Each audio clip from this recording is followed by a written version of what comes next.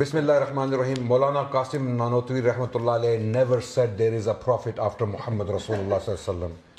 He never, you're misrepresenting him. You keep ravaging that quote out of context deliberately because you think that's your only defense against us. It's not, because the Prophet ﷺ said there will be 30 liars, dajjals after me. Every single one of them will claim to be a prophet, and last one of them will be Dajjal, the one-eyed, who hasn't come yet. In other words, liars can still come and claim to be prophet after Rasulullah ﷺ.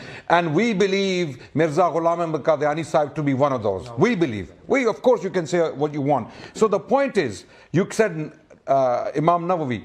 We have different ways of explaining, using different words, the return of Isa alayhi salam, and the ulama are free to explain how they like. If they ever claimed, and they are talking about Isa ibn Maryam.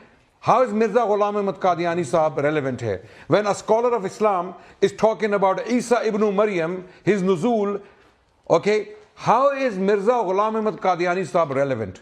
He's not relevant. Our scholars can say what they like, whatever they understand. They can be right, they can be wrong. And we can accept when they are right, we can reject when they are wrong. But they are talking about Isa ibn Maryam. They're not talking about Mirza Ghulam Ahmad Qadiani. I don't know how that's your defense. So over to you, Imtiaz.